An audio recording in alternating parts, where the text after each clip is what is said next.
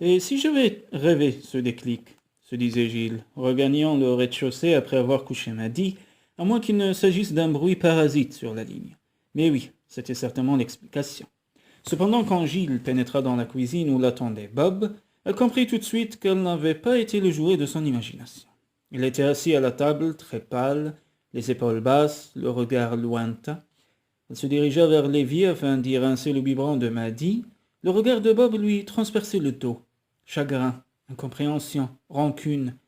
Elle aurait voulu être morte. Pour gagner un peu de temps, elle entreprit ensuite de nettoyer le plan de travail. Toutefois, à moins de disparaître dans un trou de souris, la confrontation était inévitable. Mais après tout, ce n'était peut-être pas si grave, il pouvait s'expliquer. Leur entente avait tellement progressé ces derniers temps. Parlons-en, si tu veux, dit-elle. Tu as surpris ma conversation avec Eric, c'est cela? Elle reconnut à peine sa voix déformée par l'angoisse. Je ne cherchais pas à t'espionner, j'ai décroché en pensant qu'il s'agissait d'un appel d'ABX. Gilles hocha la tête. Désolé que tu aies découvert la vérité de cette façon. Ah oui, et comment comptais-tu me l'apprendre?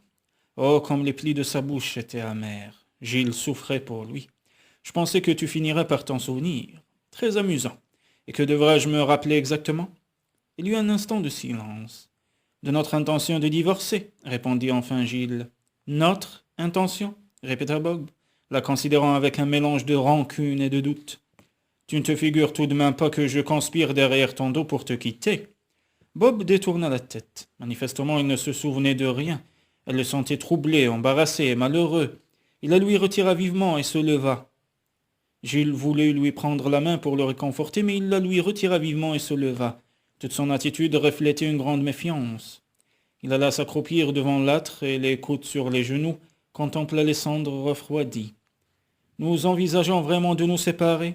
demanda-t-il d'une voix chargée d'incrédulité. « C'est ce que nous avons décidé. » Il continuait de fixer d'un œil morne les bûches calcinées.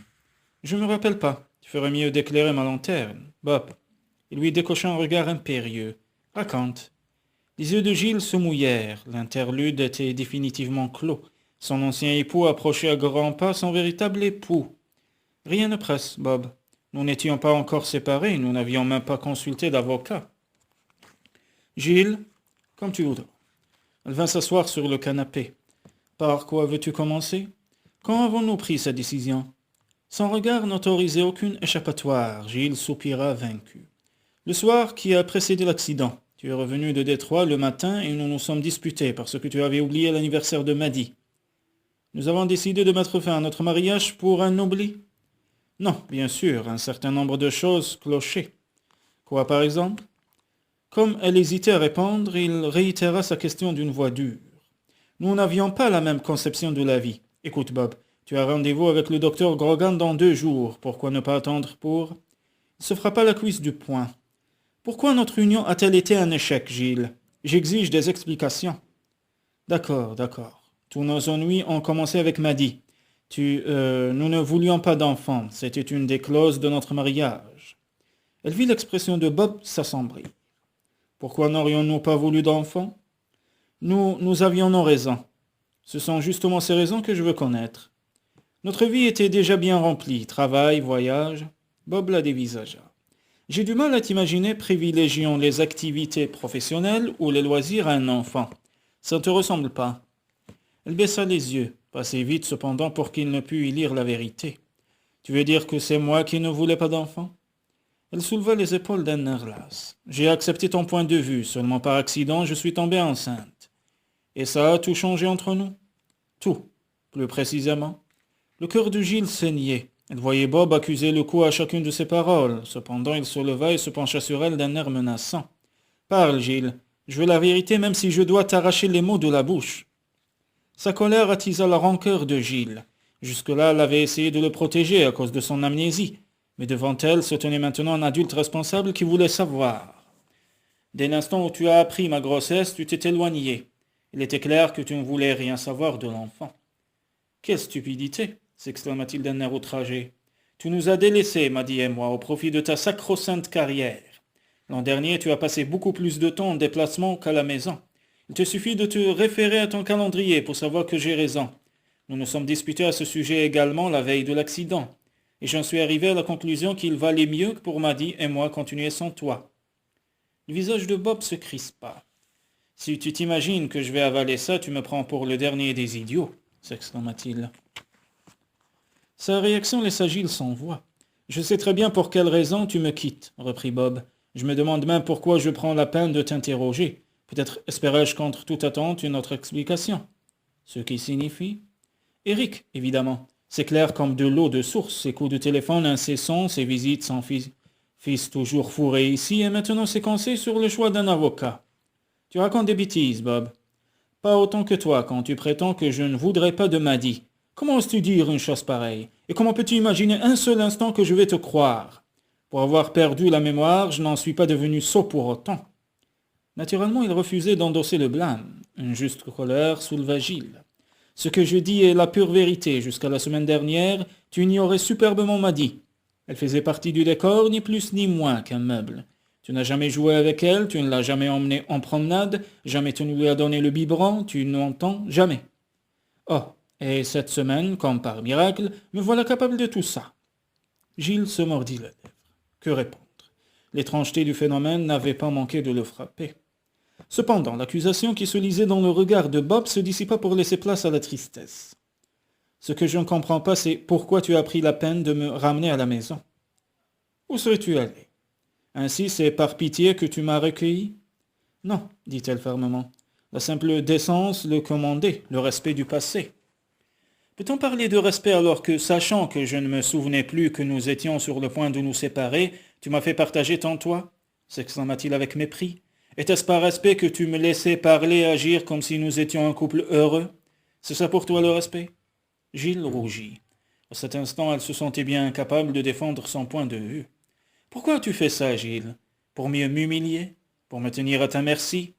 S'agissait-il d'un désir de vengeance? Bob, non, ce n'est pas ça. Pourquoi m'avoir alors délibérément laissé me fourvoyer? Le regard de Giles étincela. Quelle autre solution s'offrait à moi? Aurais-tu préféré que je t'envoie vivre dans un meublé à ta sortie de l'hôpital? Ça aurait été plus digne. Au diable ta fierté, Bob. Tu étais choqué, traumatisé, vulnérable. Le docteur Grogan lui-même a insisté sur le fait qu'il valait mieux pour toi retrouver un environnement familier. S'il s'agissait d'une simple décision thérapeutique, peux-tu justifier ce qui s'est passé entre nous cette semaine, cet après-midi?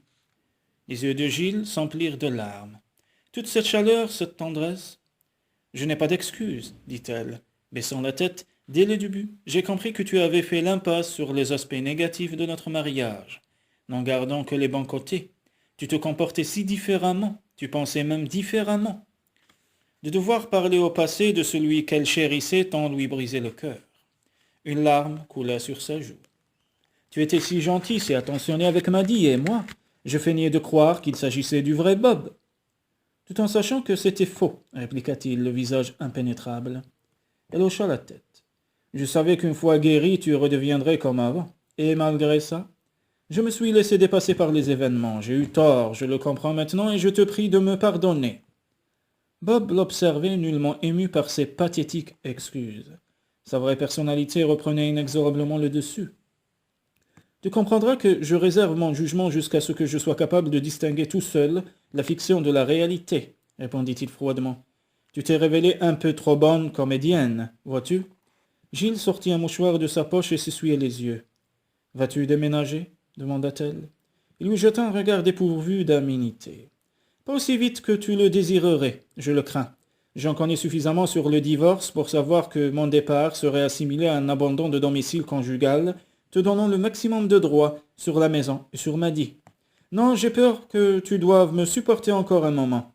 Ton cher Eric devra contenir son impatience et l'avocate mangeuse d'hommes trouver un autre bougre pour s'aiguiser les dents. Il se leva. Dis-moi, quelqu'un d'autre est-il au courant de notre intention de divorcer? Giles secoua négativement la tête. Pas même ta mère? Non. Ne te donne pas la peine de venir me border dans mon lit ce soir. L'hypocrisie me soulève le cœur. Il sortit, paralysé par l'émotion. Giles demeura rivé au canapé, quoiqu'une partie d'elle-même eût souhaité courir vers Bob. Cependant, tout n'avait-il pas été dit? Elle se mordit le poing pour ne pas pleurer. Elle détestait s'apitoyer sur elle-même. Puis elle se rappela que le temps travaillait pour elle. Tôt ou tard, avec ou sans l'aide du docteur Grogan, Bob recouvrerait la pleine possession de ses moyens. Et alors il se souviendrait de son refus absolu d'avoir des enfants, du peu d'intérêt qu'il avait porté à Maddy, et il saurait qu'elle disait la vérité. Cette pensée ne la réconfortait guère. Qu'il reconnût ou non sa sincérité, leur mariage serait ruiné, car Bob la rejetterait. En lui dissimulant la vérité, elle l'avait doublement offensé, car non seulement elle lui avait menti, mais de plus, elle l'avait trahi alors qu'il se trouvait en position de faiblesse. Gilles comprenait parfaitement sa réaction. Elle n'aurait jamais dû le laisser se comporter en mari aimant. Elle avait accepté ses gestes de tendresse, pire, elle les avait encouragés. Placée dans les mêmes circonstances, elle aurait réagi comme lui. Et elle aurait eu tort, car elle ne l'avait pas délibérément trompé ou humilié. Son intention était uniquement de l'aider à guérir. Gilles se prit la tête dans les mains. Non, ce n'était pas exact. Elle avait agi ainsi parce qu'elle était tombée pieds et poings liés sous le charme de celui qu'il était devenu. Ce nouvel être, elle l'aimait. Elle l'aimait de tout son cœur, de toute son âme.